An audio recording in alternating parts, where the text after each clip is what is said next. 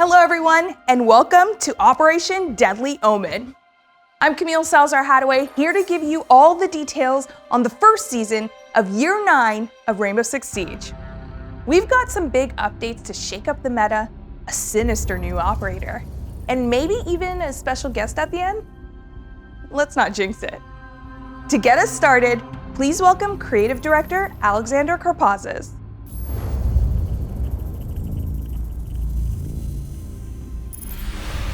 Year 9 Season 1 starts with a bang, and it's all about Operation Deadly Omen. You'll see huge meta shifts this season, where we're bringing the new shield rework, changes to the attachment system, and much more. The locker system is being introduced, a new way to manage your inventory. The next operator joining our ranks is Deimos.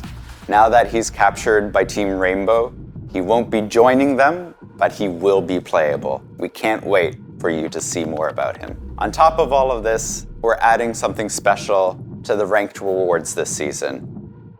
A super rare headgear for those of you who can climb the ladder and show it off. Our next topic is a big one. After proving its mettle on the test server, the revamped shield mechanic is ready for prime time. Game director Joshua Mills is here to present this huge change and talk about the new tactical possibilities of shields.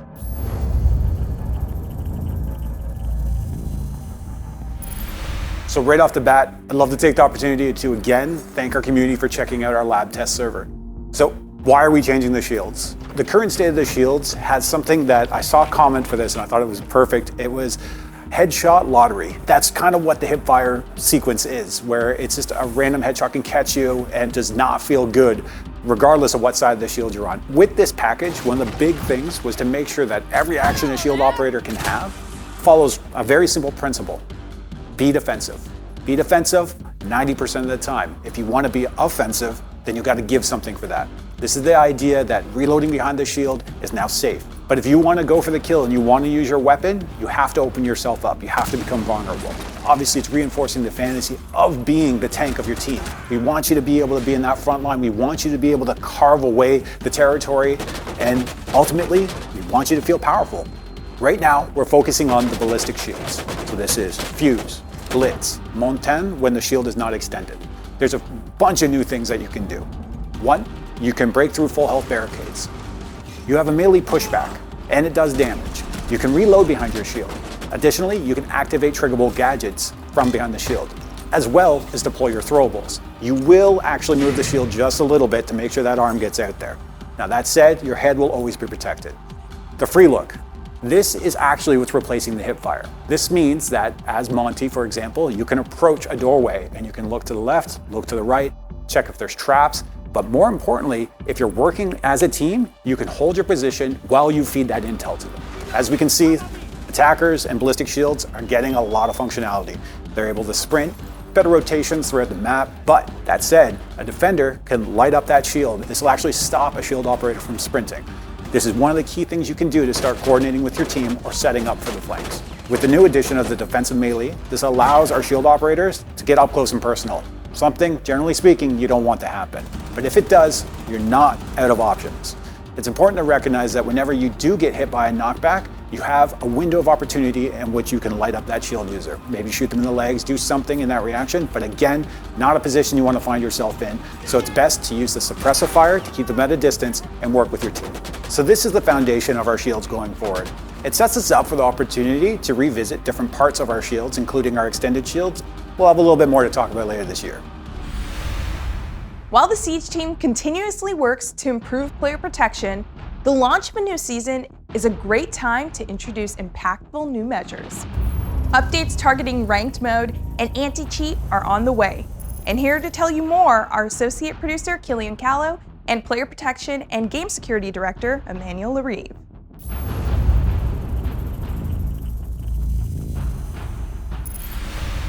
With Deadly Omen, we're introducing new restrictions to play rank. Rank is our most competitive playlist, the place where you compete against other players based on your performance and skill level. The restrictions target two different groups, returning and new players. Siege is a constantly evolving game. The meta changes, there's new operators, new maps, balancing updates, or even gameplay additions. We know it's not a good experience to be with someone in a team who is not aware of the latest game updates. From now on, we will consider a player as inactive when that player hasn't played any regular PvP match for an entire season. When coming back, the inactive player will need to rediscover the game by winning 5 quick match or standard matches to unlock access to ranked. The other restriction is regarding new players. A new player is any player who hasn't played ranked before the release of Deadly Omen.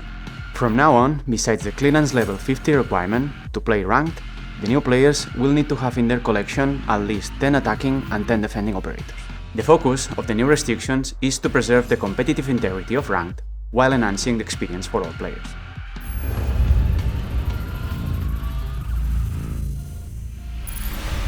Ban on data is an amazing system. The goal of it is to better detect and act on cheaters that are ruining the game experience of everybody.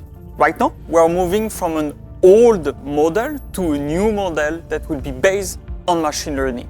This is a key update for our anti-cheat strategy. We will have conservative threshold to make sure that we're not impacting fair and regular players. We only want to catch cheaters and the people that are ruining your game experience. We want to clean matches in a proactive way. Our long-term strategy toward cheating and ban on data will be exposed on the Year 9 overview. Player protection toward anti-cheat or player behavior are top priority for the project on Siege.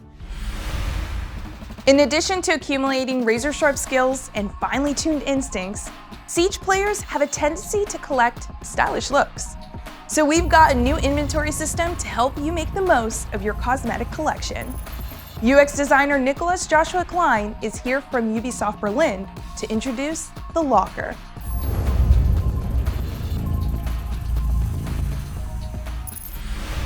We're excited to announce a new addition coming to Rainbow Six Siege, the Locker.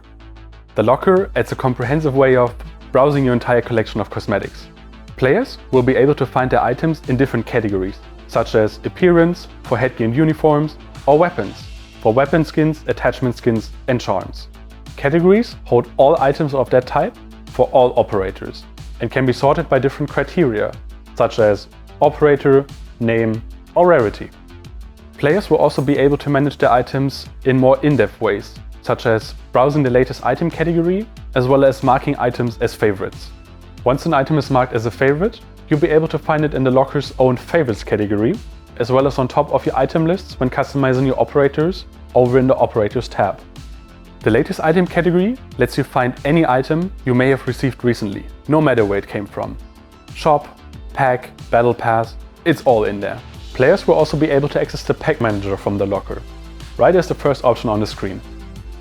In the following seasons, players can expect more updates coming to the Locker. As always, we will continue to listen to your feedback. In Operation Deadly Omen, you'll want to take a fresh look at your loadouts as big changes are coming to attachments, including the return of a fan favorite combo. Which combo, you ask?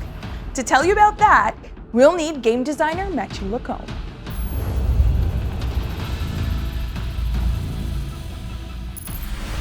With Deadly Omen, we're going to upgrade the ADS and the attachment system. We're going to bring this awesome gunplay and gun feel that we have in Siege, and we're going to make it even better. So for the ADS, we're slowing down the time it takes for you to come from the IP to the fully ADS state. This means that if you have a plan, you're in control of an angle, you're going to get rewarded there. These changes also allow us to have more creativity and more control on what kind of bonus we can give to our attachments. Currently in the game, we have the Universal 1X, the 1.5, the 2.0, 2.5, and 3.0. In Deadly Omen, we're reshuffling them into 4 categories. We're going to have the Iron Sights, the Universal 1X, the Magnified Scope, and the Telescopic Scope. These 4 new categories allows us to give them different bonuses. Iron Sights will have 10% ADSP. Universal 1X will have 5% ADSP. Magnified Scope will have no bonus on the ADSP, but will in turn provide you with a 2.5 zoom level. The Telescopic Scope will have also no bonus on the ADS speed, but it will have a 3.5 zoom level. We are Removing the 1.5, we're going to keep the casing, the object, and we're going to put it in the magnified scope section. As we're changing the optic section, we have to redistribute them. This means that our defenders will have limited access to the magnified scope, no telescopic scope there, but on the attacker side, we'll have access to magnified and telescopic scope on mostly all of our operators. So that means Ash, that means the R4C, so if you were there back then, we're back. So the laser, it's such a tactical object, it's this awesome attachment, but we don't do it justice, right? We're going to change the hipfire bonus into an ADS speed bonus. A 15% bonus, this is huge. But you'll have to be careful on where you're aiming. So now that we have two categories that affect the time it takes to go in ADS, well, the angle grip is a bit redundant in this current form. What we're going to bring in Deadly Omen is a 20% reload speed bonus. So if you've been keeping up with Siege, well, last year we changed the reload. This is such an important new change for you now. If you thought that reload speed was very spicy for attachment, well, we have the horizontal grip, a new attachment that will be available for our primary weapons. This one will provide movement speed bonus, so if you want to zoom around, that's the one. The vertical grip will remain the one attachment that you want if you want to manage vertical recoil, but we're making it 15% instead of 20% bonus. As you can see in Deadly Omen, there's tons of changes to the attachment system. I suggest that you go in the shooting range, you try all of those new options around, because you have to try them out. We're just a few updates away from the full reveal of the new operator, Deimos. But first, here's Creative Director Alexander Karpazes with more on what's coming this season.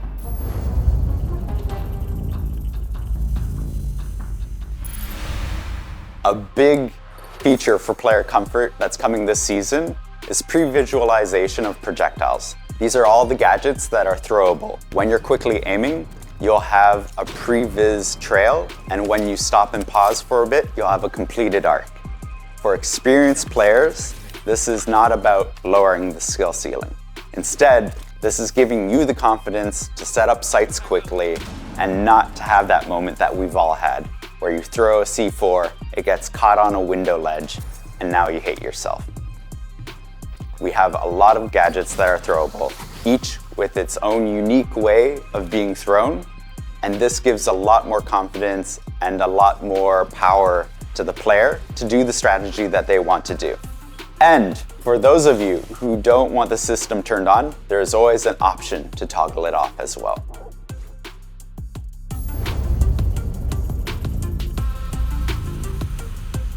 Repel is a huge system in Siege, and it's one that's very unique to us. We want to improve it and make sure that it's a lot more responsive, especially when it comes to approaching Repel and exiting Repel. Making sure it's a lot snappier, that it's more intuitive, and gives you the power to actually play on a wall and take an objective. And we've done some work on the mocap side as well, making sure that it feels right and also it looks right. Last season in Operation Deep Freeze, we introduced Versus AI and the training playlist. This season, we're expanding these modes significantly, with improved AI behaviors, additional operators, and more maps. The dev with those details is technical architect Alex Busby.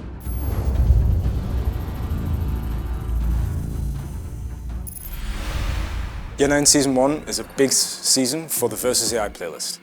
We're adding 5 new maps to the playlist, meaning players can play against the AI in Chalet, Cafe, Bank, Consulate, and Oregon. The Versus AI playlist was introduced last season with 1 map and 5 operators for the defenders to play as. This season, we're adding 5 new maps, and the AI will be able to play as 2 new operators, Melusi and Alibi. On top of that, we're adding 6 new operators that the players can play against the AI as. Players will be able to use Ash, Finker, Buck, Jackal, Lion, and Iana.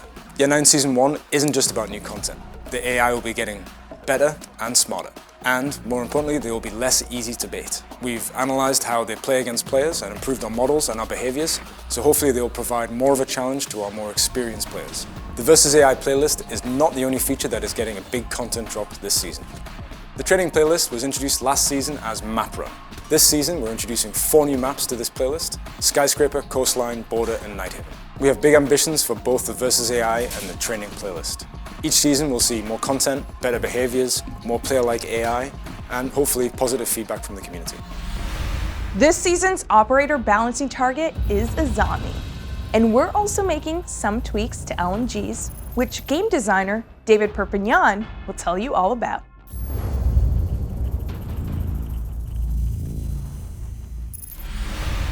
Azami's ability to reshape the map has changed how defense is played in Siege. She's brought new gameplay and new strategies, and that's always great, but she's bringing some frustrating situations for attackers. The first one is that Kiva barriers can be deployed from afar, and this is causing attackers to have issues destroying them, and the second one is that explosives are the main way to deal with them, and this is causing a lot of stress on attackers' operators lineup and also on the explosives economy. From now on, Kiva barriers will be vulnerable to bullets.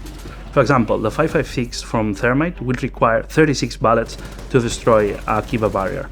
The 4.17 DMR will require 11 bullets, and the Supernova shotgun will require only 3 shells. As always, in balancing, we will keep an eye on these changes and iterate in the future if it's required. After the weapon recoil overhaul that we did on year 7, LMGs have become less and less used by the players. We want to deploy a set of changes that are based on the main attributes of LMGs. LMGs are heavy weapons capable of offering great support fire. We choose 2 main changes for this patch. The first one is that we will review every recoil on LMGs and make them easier to control. You should expect a recoil in between what we had in year 7 and what we have right now. The second change is that LMGs will make operators move 10% slower. Remember that we release a new attachment, the horizontal grip, that will help you to increase your speed by a 5%, so this can help you to counter this change. These changes should incline players to play LMGs more like a support weapon rather than an entry kill weapon. Now it's time to meet the operator who gives Operation Deadly Omen its ominous name. Deimos joins the attacking team armed with his vendetta and a gadget to help him track and hunt down his foes. Creative director Alexander Karpazis is here to share the insights on this operator's design. Then we'll go to director of gameplay design Jeremy Carvin and game designer Justin Laranger Aluwalia for details on Deimos' threatening gadget.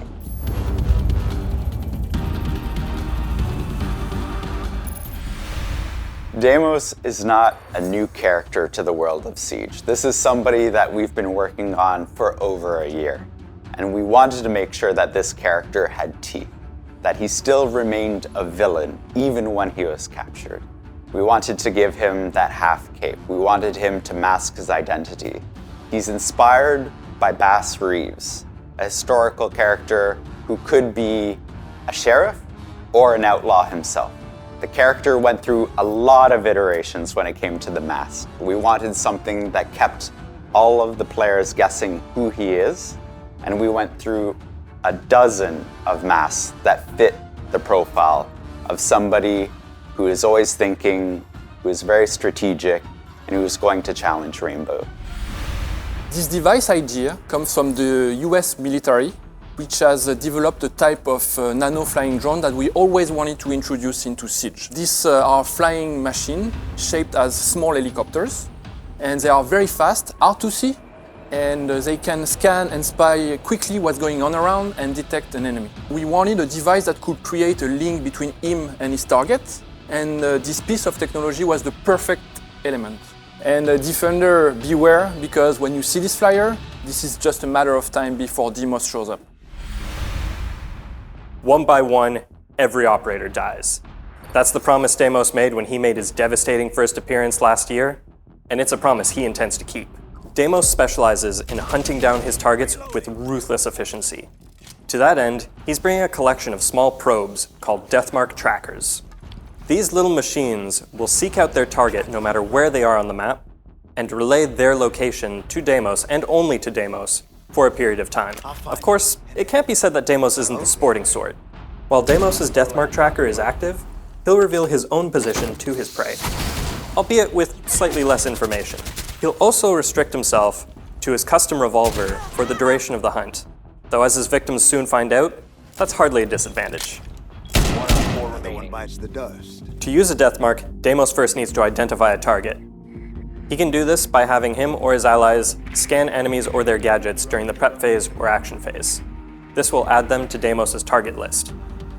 Deimos can cycle through targets using the alternate ability mode input. Once Deimos has his target, he can use the ability button to toss up one of his death marks and start the hunt. Deimos will start the round with 0 death marks, and then over the course of the round, he will accumulate more until he reaches his maximum of 3. The tracker will take a few seconds to find its target, during which everyone on both teams will be alerted, giving them a chance to prepare for the situation to come. Once the tracker has found its target, the hunt begins, and will continue until either the timer runs out, or Deimos or the target is dead.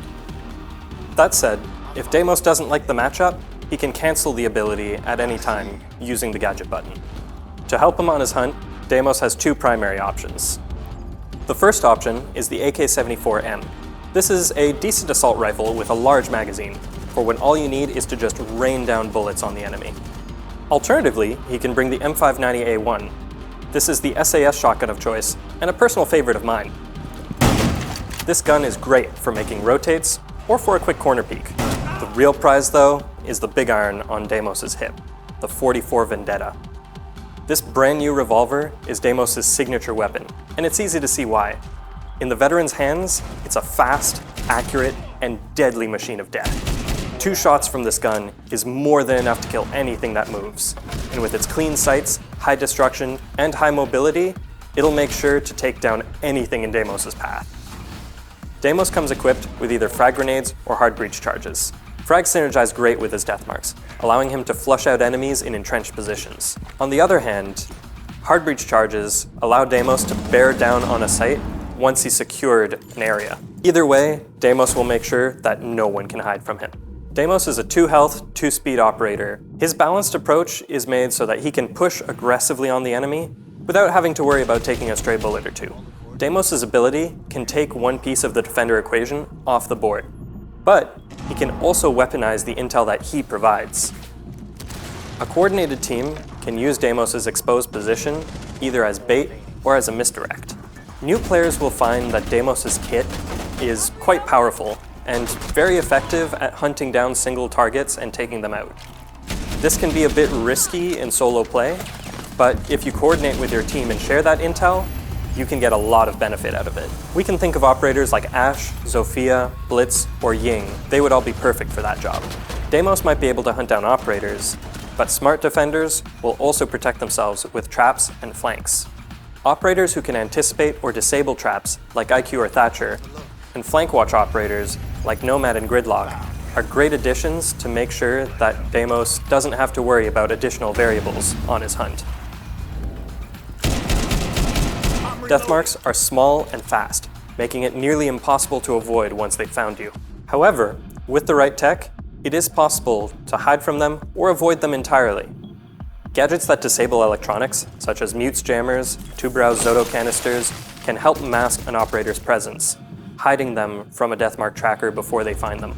If you're too late and already getting tracked, these devices can still help you, though they'll only last for the duration of the disabling effect. If the disabling ends before the death mark does, then it'll pick up right where it left off. Vigil is uniquely suited to dealing with Deimos. His ability to deny intel also applies to death mark trackers. Deimos is a terrifying operator. His ability to control the flow of battle means that nobody is safe. When Deimos is on the board, he's a problem, and he needs to be dealt with. Now that you've gotten all the details from the devs, let's get some impressions from a special guest. Someone in the community who's played a lot of Siege, and recently played an early hands-on session with Operation Deadly Omen. Please welcome Jinxie. Let's do it. This is a sick-ass gun. When he's in the right hands, he could be a 10 out of 10 operator because it's gonna have that double ping effect, right? The other attackers don't have that ping. So if your communication stays good and Deimos can actually call out where the roamers are, you can destroy roamers. And I can say his secondary was one of the most fun guns ever. Like I could make so many line of sights through like 3-4 walls, like long range. It was sick. Ace, baby, ace! Oh yeah, this op's insane. This op's insane. Key to Deimos and what he promotes more than anything is communication and call-outs. It's gonna teach players to actually roam with discipline, because like recently the ranked meta, not Pro League, but the ranked meta is just everyone running around. So that operator would actually shift the meta. When I found out Ash R4C ACOG was coming back, I almost shit my pants. And then like they've even brought back Buck ACOG and all the other iconic ACOGs. Castle has an ACOG. So I think next is Jaeger. Deimos is so good. I'm out. You could play the season test server for Operation Deadly Omen starting next week. Take the new shields for a spin, experiment with new attachment upgrades, and see how devious Deimos really is. Remember, whether you're in the test server or just playing as usual, please report issues you encounter to R6Fix for a chance to earn some rewards. We're also hyped for the live reveal of Year 9 of Rainbow Six Siege tomorrow at the finals of the Six Invitational in Sao Paulo. Until then, here's one more thing to celebrate. Happy Lunar New Year!